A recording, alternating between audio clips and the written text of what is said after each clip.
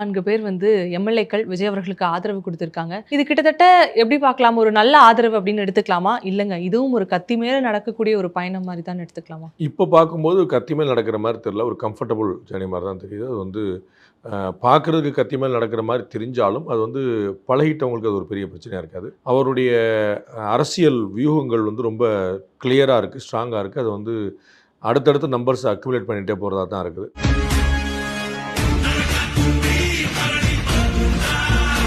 ப்ரோட்டஸ்ட்ல நடந்த பல விஷயங்கள் வந்து ரொம்ப பரபரப்பா பேசப்பட்டு கொண்டிருக்கு அப்படின்னே சொல்லலாம்.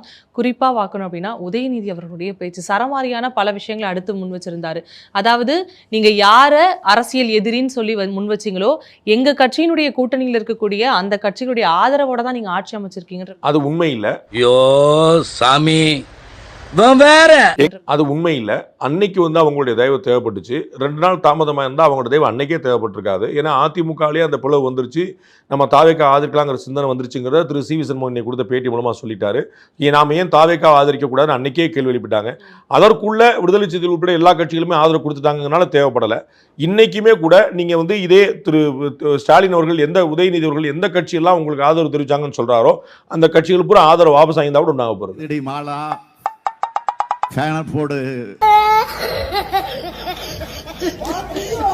மென்ஷன் பண்ணி சொல்லியிருந்தாரு. அதாவது ரீல் அரசியலா இல்லாம ரியல் அரசியல் பண்ணுங்க அப்படிங்கிற ஒரு விஷயத்தை மீண்டும் முன் வச்சிருந்தாரு. அந்த சினிமா பாணியை தொடர்றாங்க அப்படிங்கிற மாதிரி. ரியல் அரசியல் தான் காட்டிட்டாரே. ரியல் அரசியல் தான் காட்டிட்டாரே. அவன் என்ன சொன்னோம், 10 சீட் கூட ஜெயிக்க முடியாதுன்னு சொன்னோம், ஜெயிச்சிட்டாரு. ஆட்சிக்கு வர முடியாதுன்னு சொன்னோம், வந்துட்டாரு. நிலைச்சு நிற்காதுன்னு சொல்லி சொன்னோம், இந்த வெற்றி அந்த நம்பிக்கை வாக்குல வெற்றி பெற்றுட்டாரு.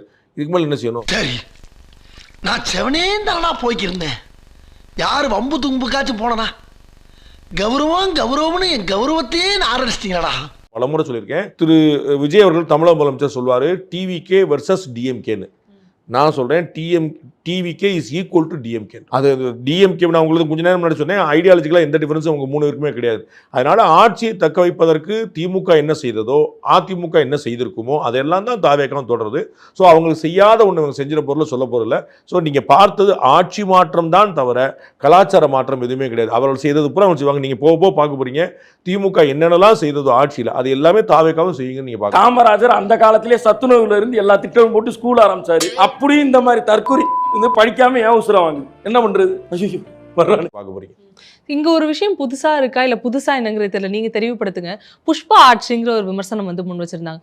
முதலில் ஷோஃபா போவதும் பின்னாடியே முதல்வர் அவர்கள் போவதும் அப்படிங்கிற ஒரு விமர்சனம். அது புஷ்பா பட பாணியில்னு சொன்னாங்க. அதனால எனக்கு அது எந்த கான்டெக்ட்ல அதை சொன்னான்னு என்னால் புரிஞ்சுக்க முடியல. ஏன்னா முன்னாடி சோஃபா போகுது பின்னாடி வருவார் அப்படின்னு சொன்னாரு. அப்படி ஏதாவது சீன் இருக்குதா என்ன? எனக்கு அது என்னால் அது எந்த புஷ்பா பட பாணியில்னாரு. அது ஒரு பயங்கரமான ஹிட் படம், இந்தியா முழுக்க ஓடின படம். இப்போ ரீசெண்டாக வேற ஒரு சொல்றேன், பொலிட்டிக்கலா மட்டும் சொல்றேன். நீங்க வந்து சிங்கம் 2 இருக்க வெஸ்ட் பெங்காலில் வந்து ஒரு காவல்துறை அதிகாரிக்கும் ஒரு அரசியல்வாதிக்கும் ஒரு சண்டை வந்துச்சு. அப்போ வந்து நீ ஆள் தெரியாமலார நம்ம சிங்கம் அப்படின்னு இவர் சொன்னார் ஒரு படத்தில். நீ ஆள் தெரியாமலார இது புஷ்பா அப்படின்னு அவர் சொன்னார். ஸோ காவல்துறைக்கும் இன்னொரு வில்லனுக்குமான ஒரு சண்டை தான் அங்கே வந்து ஓடிட்டு இருக்குன்னு பார்த்தோம். ஸோ இவர் என்ன கான்டெக்ட்ல சொன்னார்னு எனக்கு தெரியல. அந்த படம் வந்து எனக்கு முழுமையாக ஞாபகம் இல்லை. சோஃபா போகுது பின்னாடியே சிஎம் போறாரு அப்படிங்கிற கணக்கில் வந்து அது என்ன கான்டெக்ட்ல சொன்னார்னு எனக்கு தெரியல. ஒரு உனக்கு சுயசரித்திரம் அண்டா திருநது குண்டா திருநது செவராடி குதிச்சது பொம்பளை புடவை உருவனது. விஜயகாந்த் அவர்கள் வந்து ஒரு குற்றச்சாட்டையுமே வச்சிருந்தாங்க. அந்த ஜோதிடரை உங்களுடைய அரசாங்கத்துல ஒரு பதவி கொடுத்திருக்கிறது அப்படிங்கிறது ஏற்புடையது இல்லை அப்படிங்கிற ஒரு விமர்சனத்தை வைக்கும் பொழுது நான் வந்து அதை பார்க்கிறேன், அதையும் பரிசீலிக்கிறேன் அப்படிங்கிற மாதிரி வார்த்தைகள் பிறகு ஒரு சில மணி நேரங்களிலேயே அந்த பதவியுமே வந்து ரத்து செய்யப்பட்டிருக்கு. இதை பார்க்கும் பொழுது விஜய் அவர்கள் அனைவருடைய கருத்துக்களையும் ஏத்து அதை வந்து பார்த்து ஃபில்டர் பண்ணி நடக்கக்கூடிய ஒரு முதலமைச்சரா செயல்படுவாரா? அப்படிலாம் நீங்கள் ஒரு அவசரப்பட்டு முடிவுக்கு வந்துட முடியாது. இந்த விஷயத்தில் வந்து அவர் மேலே இருக்கிற பழியை நாமையும் சுமக்கணும்னு நினச்சிருப்பார். அவர் ஜோசியரை வச்சிருக்கிறது வந்து ஒரு குற்றம் இல்லை. திருமதி பிரேமலதா உட்பட பலருக்கு ஜோதிடம் மேலே நம்பிக்கை உண்டு. அதனால ஜோதிடத்தின் மீது நம்பிக்கை வைப்பது வேறு, ஜோதிடரை நம்புவது வேறு. அது சயின்ஸு. இது வந்து அவர் யாரும் பார்க்கணும். நீங்கள் டாக்டர்லேயே போலி டாக்டர் நம்ம பார்த்துருக்கோம். ஸோ வந்து அதனால டாக்டரே வேண்டாம் அப்படிங்கிறது இல்லை, அலோபதியை ஏற்க மாட்டேன் அப்படிங்கிறது இல்லை. ஸோ நீங்கள் டாக்டர் சரியானவராக இருக்கலாம் தவறாக இருக்கலாம், அது வந்து அவங்கவுங்க பாடு. அவர் திருமதி பிரேமலதா வந்து குற்றச்சாட்டாக முன்வைக்காம ரொம்ப லேசாக அதை வந்து நீங்கள் எடுக்கணும் கூட சொல்ல, அது வேணுமா அப்படிங்கிற மாதிரி ஒரு கேள்வியாக மட்டும்தான் வச்சாங்க. ஒரு அண்ணியா ஒரு சகோதரியாக தான் வச்சாங்க. அவர் வந்து உடனே ஐ வில் ரீதிங்க் அப்படின்னு சொல்லி சொல்லிட்டாரு. பின்னாடியே வந்துட்டு மாறிப்பார். ஸோ வந்து எல்லா குரலுக்கும் நாளைக்கு செவி சாய்ப்பார்லாம் நீங்கள் எதிர்பார்க்காதீங்க. ஒருவேளை நம்ம வந்து விஜயருடைய அரசியல் வருகைக்கு பிறகே சொல்லப்பட்ட விஷயம் என்னன்னா, களம் இனிமே வந்து விஜய் விசஸ் உதயநிதியா தான் இருக்கும் அப்படின்னு சொல்லப்பட்டது. அது இன்னைக்கு சட்டசபையில நிரூபணம் ஆகியிருக்குன்னு எடுத்துக்கலாமா? Vijay versus Udhayanidhi versus X versus Y அப்படின்னு நிறைய பேர் இருக்கலாம். அது நம்ம வந்து இன்னைக்கு நீங்கள் பார்க்குற கேம் வந்து நிரந்தரம் நீங்கள் சொல்லிட முடியாது. அதிமுகவும் திமுகவும் தான் நிரந்தரம் எல்லாம் நினச்சிட்டு இருந்தோம். அது ஒன்றும் குழப்பம் இல்லையே. இன்னொரு கட்சி வந்து வர முடியாது. எவ்வளோ கட்சி தோற்று போனாங்க, எவ்வளோ கட்சி முடியாமல் போனாங்க. அப்போ இன்னொரு கட்சி வந்தால் 3வது கட்சியாக இருக்கும் தான் நினச்சோம். யாராவது ஒருத்தர் வந்து 140 சீட்டோட கண்டிப்பாக யாரும் எதிர்பார்த்துருப்பாங்களா? அதில் ஒன்றும் குழப்பம் கிடையாது.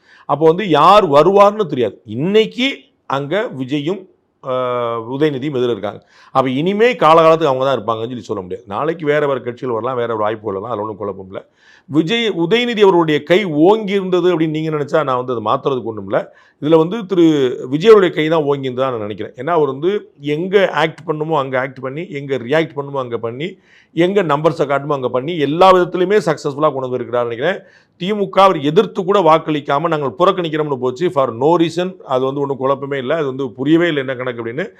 அப்போ வந்து விஜயவருடைய வாதம் தான் எடுபட்டுச்சு, விஜயோடைய ஆக்ஷன் தான் எடுபட்டுச்சுன்னு பார்க்குறேன். உதயநிதி